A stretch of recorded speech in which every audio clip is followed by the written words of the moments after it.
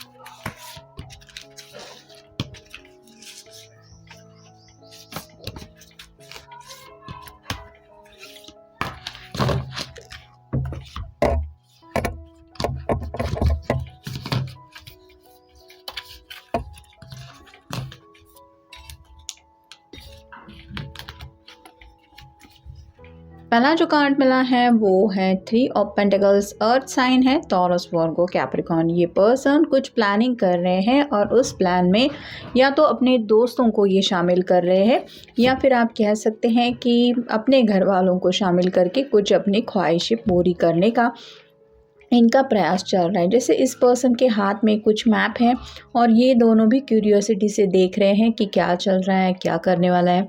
वैसे ही आपके पर्सन कुछ डिस्कशन कर रहे हैं रिगार्डिंग अपनी चाहतों को लेके। फिर है 9 of pentacles, earth sign, Taurus, Virgo, Capricorn. इसने बहुत मेहनत करके ये सब फल उगाया है और अब बस इसको इंतज़ार है परफेक्ट टाइमिंग का, जब ये फल पकने की कगार पे हो और ये इनको तोड़ के बाज़ार तक ले जाए। वैसे ही आपके पर्सन भी किसी परफेक्ट टाइमिंग का इंतज़ार कर रहे हैं जब ज़िंदगी में वो सेटल हो सकते हैं, यानी कि बाकी तैयारियां तो इन्होंने करके ही रखी है। फिर है 3 of swords, air sign, Gemini, Libra, Aquarius. दिल पे अब तक ये पर्सन काफ़ी कुछ बातें लेते आ रहे थे जिस वजह से शायद इनको अपने बात कहने में हिचकिचाहट महसूस होती थी। कोई इनको कुछ बोल दे तो उस बात को लेके भी ये रिपीटेटिव थॉट में फंस जाते थे, या फिर आप कह सकते हैं कि कई सारी बातें अपने दिल में होने के बावजूद भी ये जुबान से वो बातें एक्सप्रेस नहीं कर पा रहे थे या अभी भी नहीं कर पा रहे हैं। तो अपने इस छोटे से दिल को लेके ये सोच रहे हैं कि मेरा दिल कितना परेशान होता रहता है, या फिर इस छोटे से दिल का मैं करूँ तो क्या करूँ।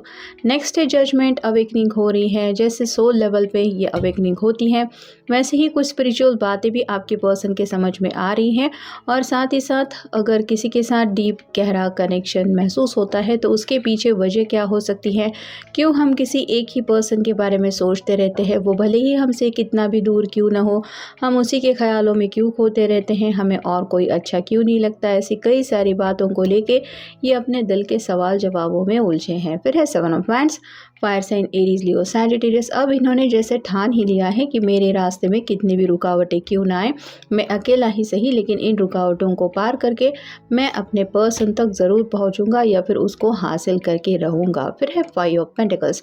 ये छोटा सा बच्चा बीमार है और ये इसका ख्याल रख रही है। वैसे ही आपके पर्सन शायद अपने मॉम से कुछ फेवर लेने की कोशिश कर रहे हैं। मतलब कोई भी माँ अपने बच्चे को उदास नहीं देख सकती, और इनके चेहरे पे अगर उदासी है, मायूसी है, तो ये अपनी माँ से कंसल्ट करके ये बात रिवील कर रहे हैं कि कौन सा दुख है, कौन सी उनकी ख्वाहिश है जो पूरी नहीं हो रही, जिस वजह से इनको दर्द या तकलीफ़ महसूस हो रही है। और मॉम तो होती ही है बहुत प्यारी, तो इनकी मॉम भी शायद इनको सपोर्ट करने के लिए तैयार हो रही हैं, ऐसा आप कह सकते हैं। फिर है द एम्परर।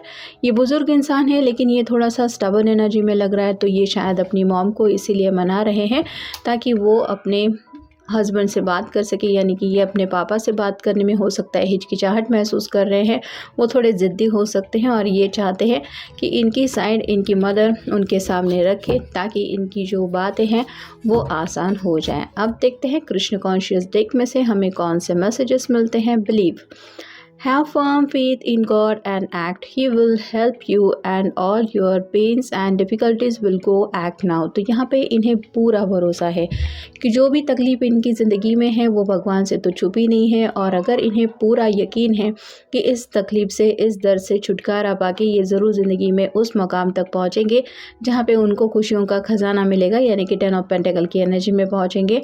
तो अब बस उसी दिशा में आगे बढ़ने का प्रयास ये करना चाहते हैं, या फिर जो भी उनको सही लग रहा है बस उसी रास्ते पे चलना चाहते हैं। फिर है blessings, this card brings blessing. आपके साथ ऐसे यूनियन में आना चाहते हैं और ऊपर वाले का दिल से शुक्रिया अदा कर रहे हैं कि उन्होंने आपको इनके लिए अगर चुना है, तो इससे ज़्यादा ये और उनसे कुछ नहीं चाहते। फिर है charity, give what has been asked of you. तो यहाँ पे गिव एंड टेक की बात तो होती ही है। कई बार जब हमें अपनी बात मनवानी होती है तो सामने वाली पर्सन की भी बातें कुछ चार माननी पड़ती है। वैसे ही ये पर्सन भी हो सकता है अपने घर वालों से कुछ वादा करने के लिए तैयार हैं, या फिर अपने घर वालों का दिल जीतने के लिए उनकी मर्ज़ी के मुताबिक कुछ फ़ैसले लेने के लिए भी ये तैयार हैं, अगर इनकी बात वो लोग मान रहे हैं तो। Change of place, continue the journey of life as it comes, embrace the change, specially change of place. तो यहाँ पे अगर ये पर्सन हिचकिचाहट में थे, किसी को शायद out of state, out of country job वगैरह आ रहा है, लेकिन ये पर्सन सोच रहे थे कि मुझे ये अपॉर्चुनिटी लेनी चाहिए या नहीं, लेकिन अब अगर फ्यूचर पॉजिटिव चाहिए या और अगर ये उनके लिए अच्छा है एक मौका, तो ये उस मौके के साथ आगे बढ़ना चाहते, जहाँ पे हो सकता है घर वालों से थोड़ा दूर जाके इनको सेटल भी होना पड़ सकता है, लेकिन ये अगर उनके लिए पॉजिटिव बेनिफिट लेके आ रहा है तो मे बी घर वालों को ये मना रहे हैं कि मुझे प्लीज़ वहाँ पे जाने की परमिशन आप दे दीजिए। Let go of false ego, to taste the divine, let your false ego go, break that wall of egoism and self-criticism and test the divine.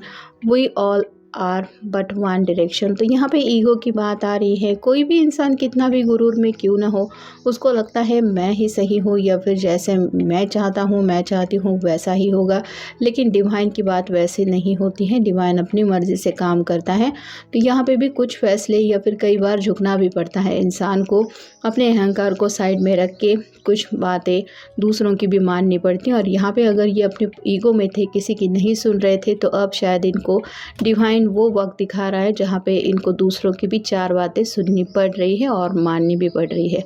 Let your inner beauty shine, inner beauty is contemplable and bring love and satisfaction, true beauty lies in the soul। तो यहाँ पे inner beauty की बात हो रही है, यानी कि ऊपर से तो दिखने में कई लोग बहुत ज़्यादा खूबसूरत होते हैं, देखते ही उनसे नज़रें नहीं हटती, ऐसा उनका लुक होता है, लेकिन जैसे ही वो बात करने लगते हैं तो एटीट्यूड होता है, या फिर इस तरह के ऑरा में वो जीते हैं जैसे सामने वाला पर्सन मेरे सामने कुछ है ही नहीं, उसकी तो कोई औकात ही नहीं है। उल्टा कई बार ऐसा होता है कि जो इंसान दिखने में इतना अच्छा नहीं है, वो इतना काइंड हार्टेड होता है, वो अपनी तरफ से मदद करता है या फिर दूसरों का ख्याल रखता है। तो यहाँ पे भी ये पर्सन समझ रहे हैं कि ऊपरी दिखावा उसको इम्पोर्टेंस देने की ज़रूरत नहीं है। जैसे हम आज दिख रहे हैं 20-25 साल बाद हम ऐसे ही नहीं दिखने वाले, उस लुक में काफ़ी ज़्यादा चेंजेस आने वाले हैं, लेकिन जो हमारा स्वभाव है, जो नेचर मेन होता है, वो कभी नहीं बदलता। भले ही इंसान 80-90 की एज में भी क्यों ना पहुँचे, या फिर अगर 18-19 का भी क्यों ना हो, वो वैसा ही प्यारा ही होता है जैसा वो दिल से दूसरों के साथ ट्रीट करता है। और फाइनल कार्ड है pay time, you reap what you sow, it comes back to you time and again, you have to